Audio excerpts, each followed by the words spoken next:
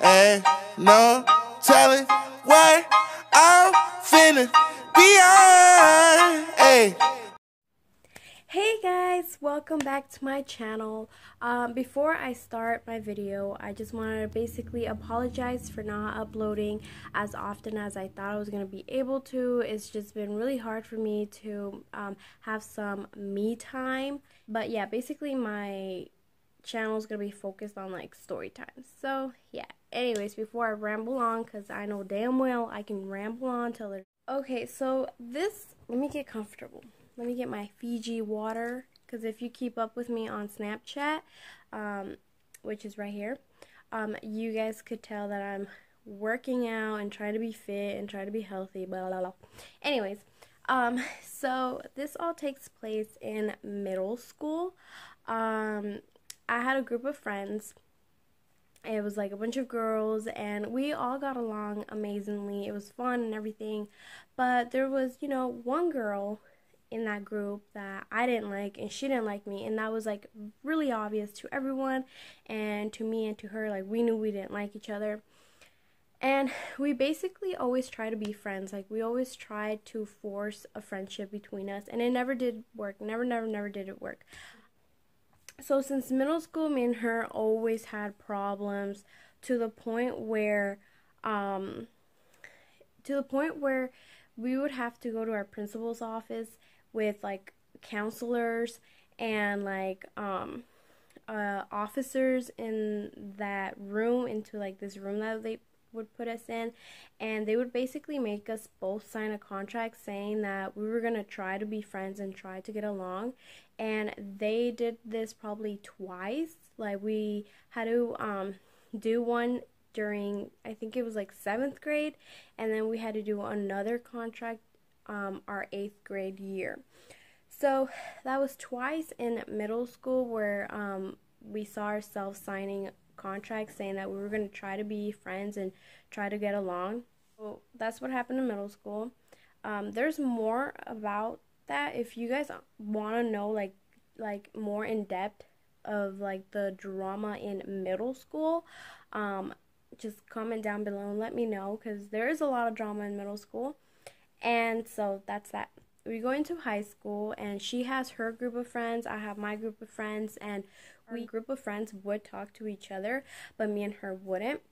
And in high school, people spread rumors about everyone like there's no tomorrow, and it's just so freaking ridiculous. And that was the thing with her. Like, she never asked. Like, she always assumed it was true, just because all these people would say, oh yeah, she's talking smack about you and she wants to fight you and all these things. So when we were in high school, I was dating this guy, which if you guys go back through my videos, it's the guy that I got a tattoo of. And someone in her group of friends told her that I was talking smack about her, and I was with at that moment was my boyfriend. I was with him and a bunch of other guys that were, gangsters, as I thought they were. I don't know. And we were all just talking. All of a sudden, I feel like a tap behind my shoulder. I turn around, and it's her, and she was like, so I heard you've been talking crap about me. And I was like, what are you talking about? Like, no, I have not. And I was like, and whoever's telling you this, like, they need to come and tell me. Like, they need to, like, say that in front of our faces, like, both our faces. Because first of all, I'm not talking shit about you. Second of all, you should really watch who your friends are. And third of all, why would a true friend of yours not come with you and confront me at the same time? Like, I don't understand. I forgot to mention that when I asked her about the friend, she never actually told me who it was, because she said it didn't matter. So I kind of believe that there was no such thing as a friend. I just think that she wanted to fight me, and she wanted an excuse. And she's like, well, I don't know, I just heard this and that. And she was like, well, I was like, okay, well, whatever. So I turned around, and she got mad that I turned around. And she's like, well, I'm gonna freaking fight you. I was like, well, I ain't gonna hit you first. Because I didn't know how to fight. Till this day, I don't know how to fight. But I knew if you threw the first punch, you were gonna get in trouble. So I was like, no, I ain't stupid, you know. I was like not facing her. I was facing my boyfriend at the time. And all of a sudden, I feel like my hair being yanked back, and I was on the floor, like it was like the concrete floor, so I fell. So if you guys go back on my tattoo video, I told you guys where we used to hang out at, and it was at that corner where I fell. And this elbow fell and like it hurt, and then that's when I got up and I pulled her hair and I was like throwing her down also, and we were like doing a bunch of shit with our hair. I never like actually hit her and she never actually hit me. It was just basically more like who's gonna keep each other down on the on the cement, basically on the concrete. I don't even think anyone separated us. Like I don't remember that part, but I just remember her walking away, and I was going to my boyfriend and like yelling at him like, why the fuck did you not intervene? Like, why didn't you get in between us? And all he had to say was, that's not my problem. And it's like, I'm your girlfriend, like your duty is to protect me, like, right? Like it's like common sense. Like I had an officer in school, like on our campus, but he was like on the other side of where we were fighting, and it was just one for school, well, for our school. And so I went back to class, and then the officer and the principal came and got me, and they took me to like this little room that they had. It wasn't the principal's room, it was just like somewhere else. And so we were in this room, and they were asking me like what happened and stuff, and I was telling them everything. And they asked me like, was anyone else included? I was like, no, no one else was included. Like, all right. And then they asked me, would you want to put a restraining order on her? And I was like, yes, because you know I was like honestly like hurt. And I told them that my elbow wasn't like, it wasn't fine, like I felt something was wrong with it and it hurt. And so they said that they were gonna send me to go get x-rays. And so they called my mom and my dad. They come and pick me up. They were like super super pissed off because they also had to meet the mom of the girl that I fought. And well, I don't know if I could say I fought her. Like it was more like harassed. Like she harassed me. Like she's the one that started everything. So so my parents saw her, and when I was walking in with the cops and the principal, I saw the lady too, and the lady seemed pissed off at me, even though her daughter was the one that assaulted me first. So it was like, why are you mad at me? Like I didn't do shit to your daughter. And so then 2 days later, me and my parents went to we went to the hospital, and they took x-rays of me and my arm, and they were telling me about my bone, and I was trying to explain to them that it felt like it was dented. So that was that. But then they took x-rays and stuff, and they ended up telling me nothing's wrong, everything's fine, everything should be where it's at. So then I was like, okay, well, as long as nothing's wrong with me, I guess I'm fine. I put a restraining order on her, and I go back to school like the week after the whole fight and everything. And everyone was making fun of me. Everyone was like calling me names. And it's like I never understood, like I was the one that was assaulted. Why is everyone making fun of me? And I was really upset and really sad that day, because I was like I felt like I had no friends, you know?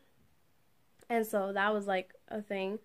But to be honest, I never really cared. Like till this day, I don't care if you're my friend or not. Like as long as I'm happy and I know what I'm doing in life, I think that's totally fine. Like you don't have to be my friend. And that's how I had my head back in the day. Like I did not care that all these people that I knew and didn't know were talking smack about me and like spread rumors about me that weren't true. But I never really cared, because I was like, it's only 4 years that I'm gonna have to deal with them, and besides, like after that I'm done. Like I don't have to deal with them anymore. I graduated, I got married, I had a baby. So then I find out that she is pregnant at the same time that I am. Like this is like yeah, so this is like right after high school, like maybe like 2 years after high school. I get pregnant, and I guess so does she. The only way I found out about this was because her sister, her younger sister, me and her kind of were like in good terms. Um, there's also a story time about her, so if you guys want a story time about her, please comment down below. It's another drama story, so go ahead and tell me if you want to hear stories about her. So then I find out about her younger sister, and at the moment, we were like, talking to each other, and she was telling me, do you have any like clothes that you're not using for your daughter anymore? If you do, can you hand them down to my sister? And I was like totally fine with it. I was like, yeah, sure, like I'm capable of helping anyone, like it's fine. So I had a box of like new clothes and stuff like that a baby would use, and I don't want her to know it was from me, because I'm trying to help her out. I'm trying to maybe not help her, but her baby. And so I didn't want her to feel like I was throwing it in her face, like trying to say like in a way like, oh haha, you need it from me at the end of the day. Like, do you know what I mean? After all the shit she would make me go through in high school, all of a sudden she needs from me now. But I didn't want to do that to her, and I didn't want to be that type of person. So I didn't write a note to her saying this is from me. So I gave it to her sister. Her sister, gave it to her, and she never found out about it. Or so I thought. So 4 years later, which is now, well, it was like in September, I get a DM on Facebook, and it wasn't a name that I knew. It was just like a different name, and I was like, what the heck? I was at the mall with my husband, and he was actually the one that was like, hey, you have a DM from so-and-so, and I was like, what? Like, why would I have a message from her? And I read it, and it basically, so let me just read you guys what she says. She's like, hey girl, it's so-and-so. Long time no see. I know we never talked, and the times we did was always arguments and drama. I know it's weird, out of the blue. I just decided to message you. Well, I just wanted to say thanks first of all for the baby clothes you gave my sister a long time ago.